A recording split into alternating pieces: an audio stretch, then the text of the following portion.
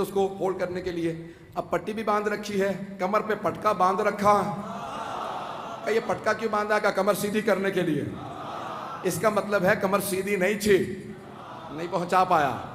کمر سیدھی نہیں ہے لیکن مولا نے پھر بھی سپہ سالار بنا دیا، کیونکہ مولا جانتے ہیں جو مولا کا حسن انتخاب ہو وہ شیر کی نگاہیں رکھتا.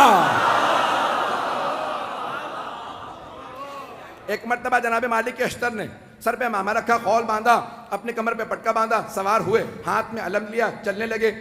کہا بھئی کہاں جا رہے ہیں؟ کہا مولا کے استقبال کے لیے. اتنے میں جناب امیر علیہ السلام بیت الشرف سے تشریف لائے. جناب امیر علیہ السلام آئے. جو راویہ کہتا ہے میں نے دیکھا، اپنی آنکھوں سے دیکھا، سفید رنگ کا گھوڑا ہے، چہرہ پر نور ہے، داڑھی سفید ہے، چہرے کا نور عجیب و غریب ہے. کسی آدمی نے آگے بڑھ کے کہا یا علی خضاب کر لیجئے، کہیں ایسا نہ ہو کہ شام والے سمجھنے لگے علی بوڑھے ہو گئے ہیں. مولا نے ایک مرتبہ جلال سے دیکھا، کہا سن، شیر بوڑھا بھی ہو جائے تو شیر شیر ہوتا. توجہ ہے سب لوگ کی میرے ساتھ؟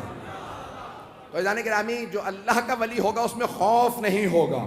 تو ایک مرتبہ جس نے بھی کہا کہ مولا خضاب کر لیجئے تو داڑھی سیاہ ہو جائے گی، کوئی یہ نہ سوچے کہ علی ابن ابی طالب بوڑھے ہو گئے ہیں. تو مولا نے ایک مرتبہ دیکھنے کے بعد جواب دیا، کہا شیر بوڑھا بھی ہو جائے تو شیر شیر ہوتا.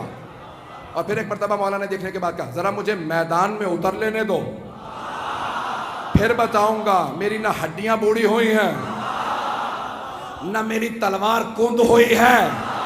وہ جو بدر و احد میں طاقت تھی علی آج بھی وہی علی ہے.